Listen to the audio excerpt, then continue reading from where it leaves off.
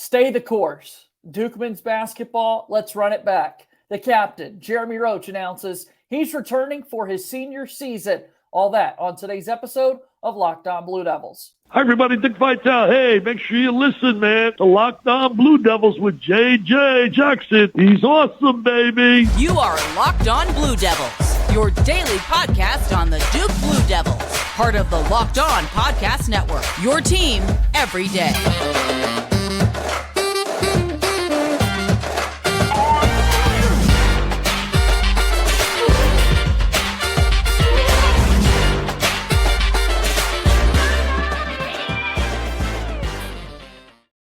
Hello, everybody, and welcome into another episode of the Locked On Blue Devils podcast. My name is JJ Jackson, and it's so great to have you here with us on this Monday, May 15th, 2023. Hope that you're doing well here, and I want to wish a very belated Happy Mother's Day to all the great moms out there that are listening to our program. A special Happy Mother's Day shout out to my own mother. Appreciate everything you do for me and my brother and our entire family. So shout out to all the mothers out there as we get going here on a new week of Locked On Blue Devils. If you haven't done so already, please be sure to follow and subscribe to our latest episodes of Locked On Blue Devils, available wherever you get your podcasts. Leave us a 5-star rating and written review. Your support continues to mean the absolute most to us here at Locked On Blue Devils. And of course, if you haven't done so already, please be sure also to follow us on Twitter at LO_Blue Devils. Follow me on Twitter at _JJ_Jackson_. You can watch the show daily on YouTube each and every day. Please be sure to hit that subscribe button to our YouTube channel as well. Without further ado, I want to bring on my colleague for today's show. It's Kevin Connelly, the site expert for Ball Durham. In our news today, Jeremy Roach announces that he is going to return for his fourth year, his senior season at Duke, playing for the Blue Devils. His post said, "Let's run it back, Duke Nation." The background photo that Duke basketball put together for him simply says, "Stay the course."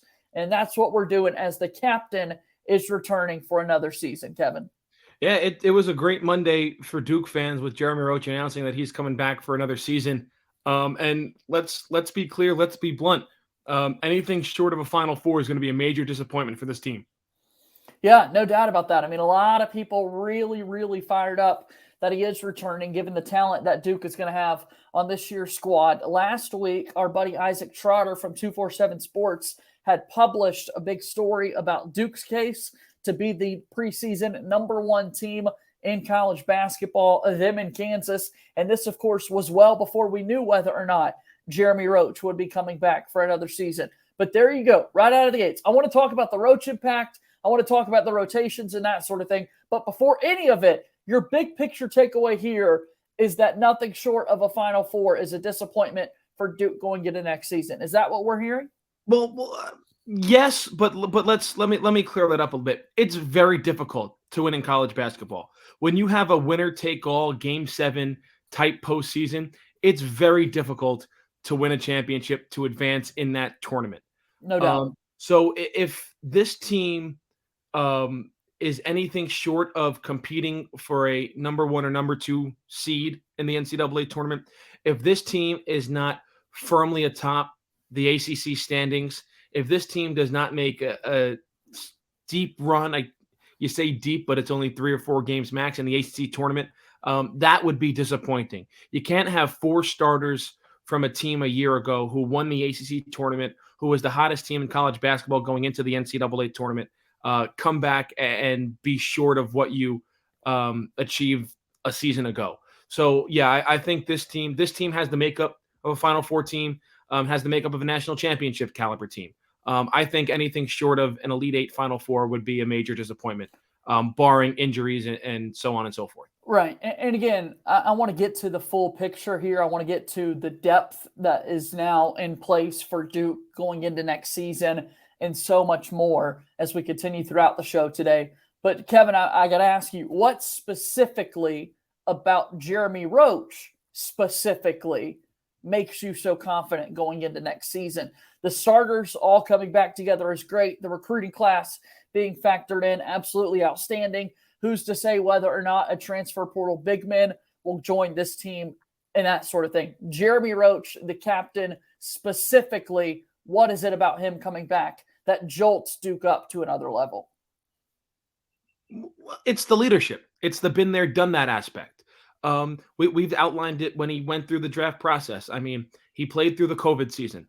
He played through Coach K's last season, which was a Final Four run. He was a part of the transition from K to Scheyer, and really that bridge that was able to make things go as smooth as possible once the injuries and the illnesses and all that stopped in the middle of February up until March when they got eliminated from the NCAA tournament.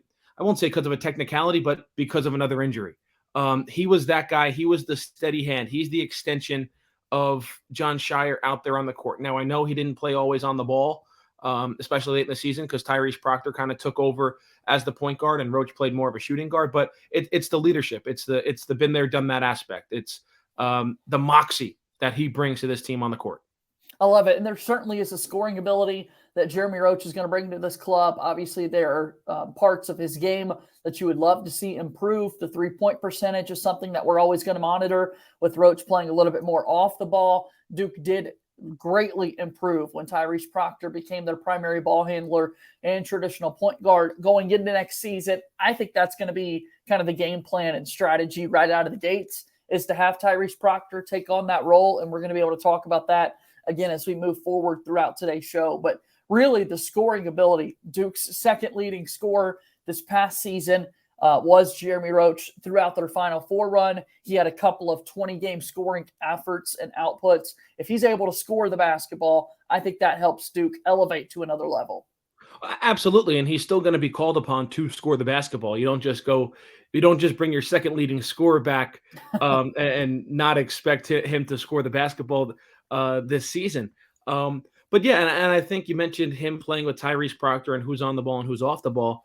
I don't think it's going to be as big of a deal considering they just played an entire season together, but they're going to have an entire offseason now to work with each other. Because remember, Tyrese Proctor said that he was going to be on campus now in the summer. He was going to go back home right around now when school ended. He's going to go back home to Australia for a couple of weeks and see family. And then he was going to be right back in Durham working out and preparing for his sophomore season. So they're going to be more comfortable, I guess, with each other.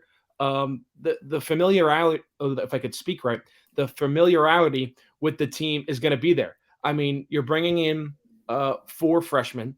You're likely still going to add a big man transfer.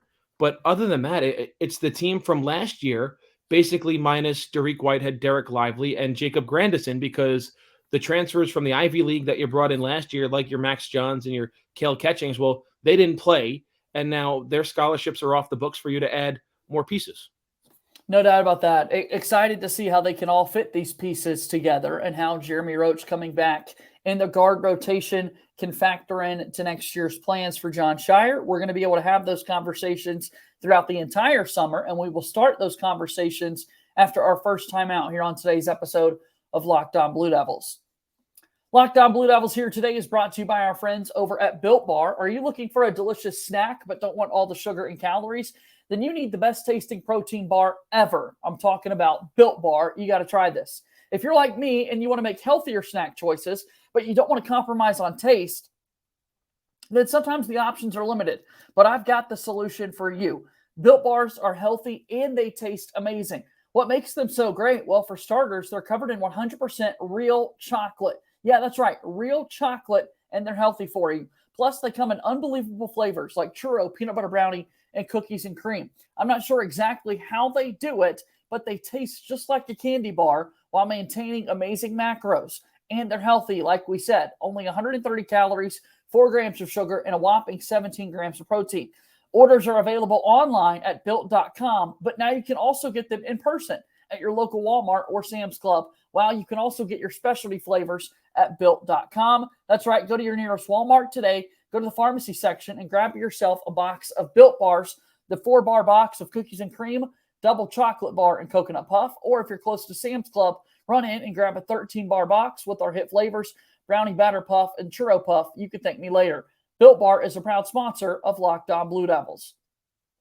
Moving forward here on today's episode of Locked On Blue Devils, JJ Jackson alongside my pal Kevin Connelly, the site expert for Ball Durham. All right, Jeremy Roach announces he's coming back for his senior season. Stay the course. Let's run it back. Year 4. Captain Roach, you mentioned the leadership dynamic. It's probably safe to assume you never really want to do this in the world of Duke basketball and under just a second-year head coach in Jon Scheyer, because we got to get a couple of more years' worth of data. But it's probably safe to assume that Roach is going to get to be a captain again on next year's squad, now going in to his senior season. But again, we can't understate the value of his leadership coming back for another year. Yeah, I mean, he's going to be the captain. Captain last year. He's going to be a captain again this year. Interesting to see who's going to join him as a captain, obviously with 3 players coming back for their sophomore season. Also, Ryan Young, who's going to be going into his final year eligibility, second year at Duke. So going to be interesting to see who joins him as a captain. I would think it might be Mark Mitchell and Kyle Filipowski, but we'll have to wait until the season gets closer to see who gets named as those secondary and hereditary captains for Jon Scheyer. But yeah, you couldn't have drawn up a better Monday if you're a Duke fan. Excited to see how Roach can factor into next year's squad, and it starts at that guard position and the rotation piece that's in place. Tyrese Proctor really ascended down the stretch. He's a phenomenal player who we're expecting to take an absolutely massive jump. Again, when you get ESPN's Adrian Wojnarowski to put out the story that you're returning for your sophomore season as a projected lottery pick going into the 2024 draft, there are so many high expectations for Tyrese Proctor. And then you factor in a couple of McDonald's All-American 5-star level players in Caleb Foster and Jared McCain that are going to be joining in your guard rotation. There's going to be a lot of questions that need to be answered for Jon Scheyer and how he wants to allocate those minutes, whether or not we see 3 guard lineups. I mean, a lot of those questions we now get to kind of discuss over the next several months. I think you will obviously have to see 3 guard lineups.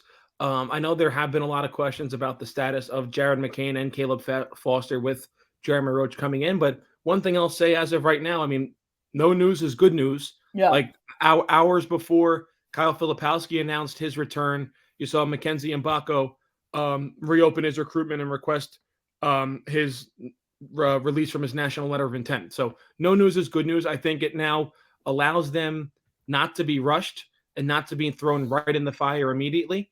I think Jared McCain, because of his shooting ability, is probably ready to play now more than Caleb Foster. Now, I think Caleb Foster still could be a day one starter if he needed to be. He won't be next season barring injury.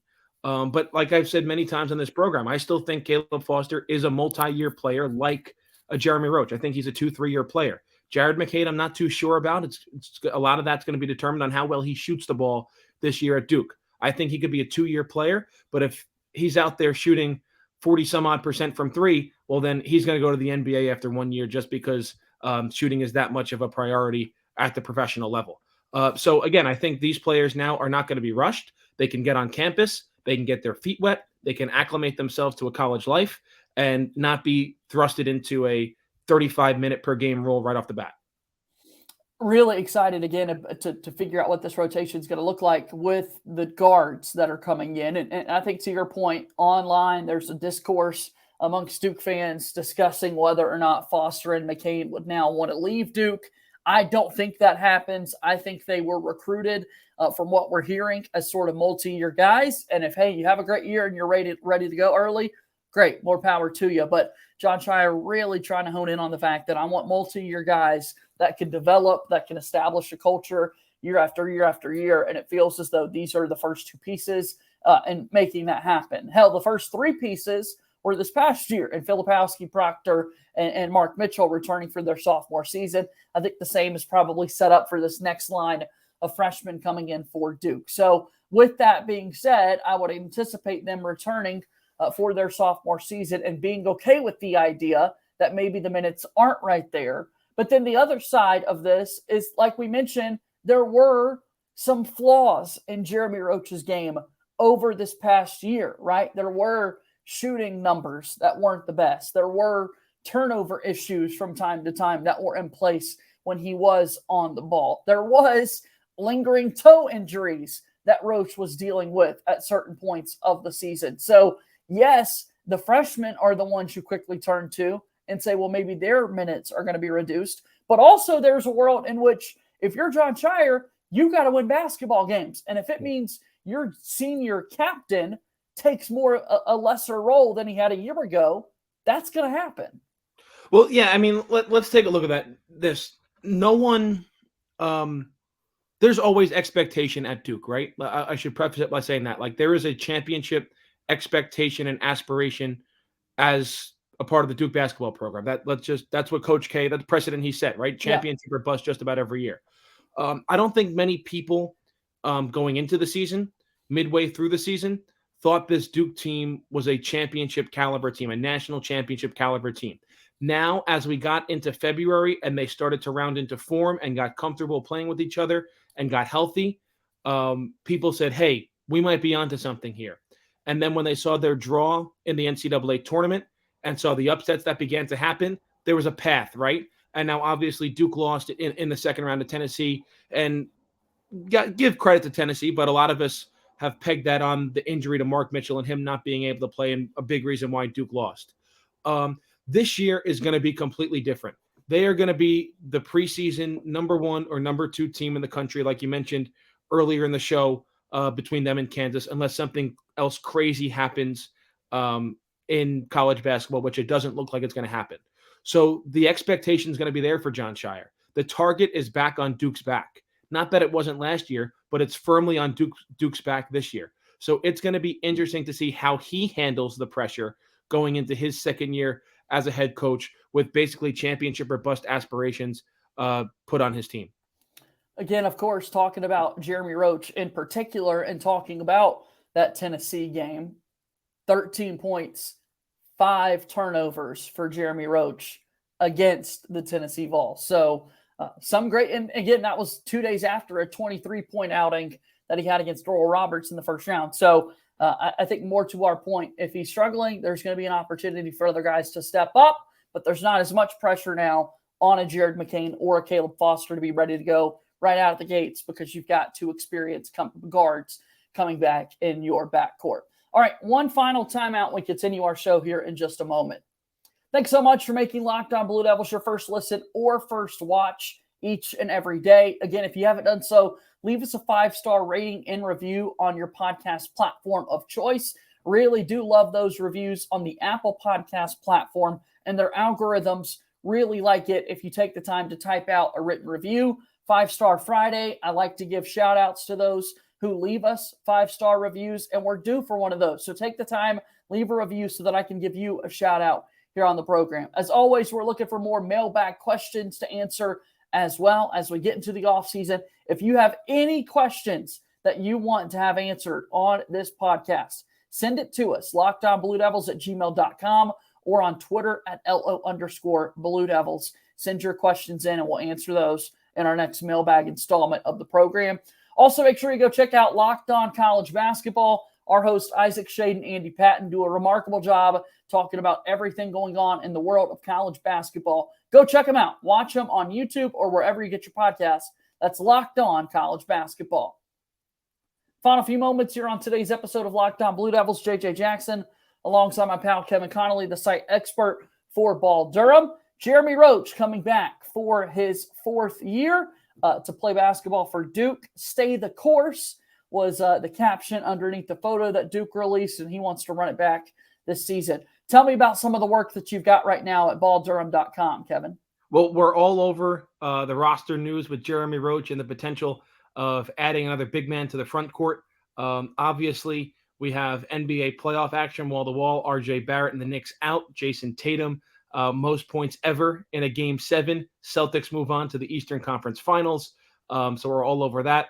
And we're on top of our spring sports as well. Baseball, softball, lacrosse, all trending or already in the NCAA tournament, and expecting really good seeds as well as with the softball team and the men's lacrosse team. And then the baseball team expecting a high seed in the NCAA regionals in a couple of weeks as well. Yeah, check it all out, balldurham.com. Yesterday, you got to see the Duke men's lacrosse team knock off Delaware in the first round of the NCAA tournament.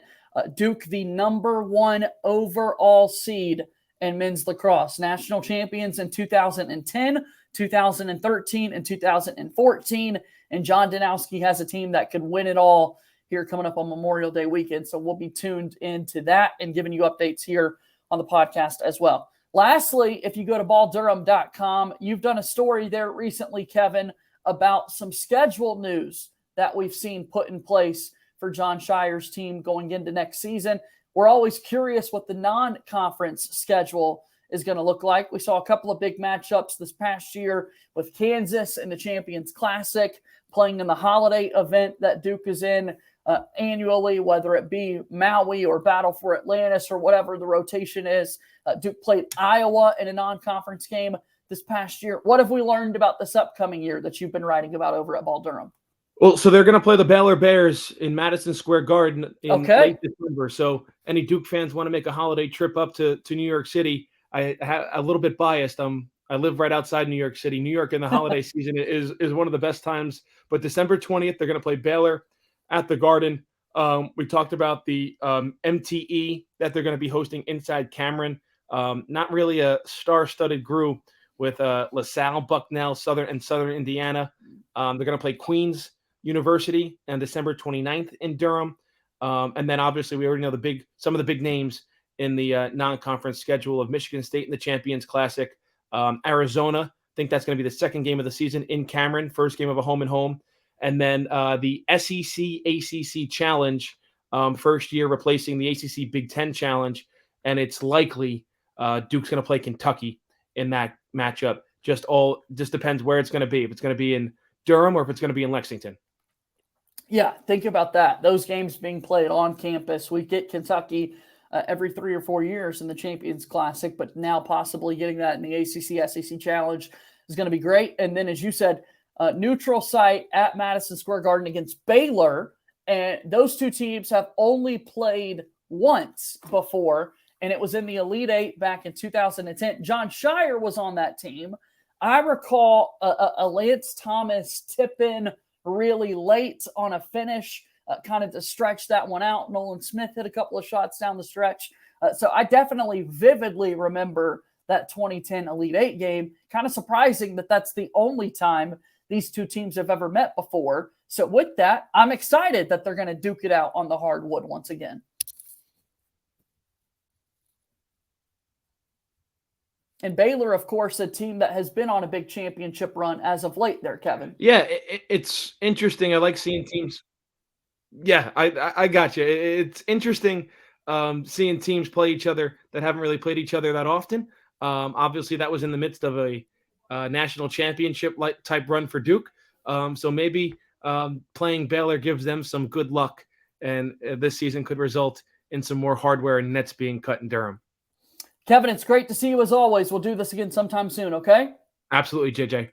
All right, that's Kevin Connelly, the site expert for Ball Durham, joining us here on today's episode of Locked On Blue Devils. We do appreciate your support here of the program. Take your time, hit that subscribe button for us on YouTube. Follow us on Twitter at LO_Blue Devils, and do all the things to support us there on your podcast feed as well. That'll do it for today's show. As always, go Duke. I'll talk to you tomorrow. My name is JJ Jackson. Thank you and good day.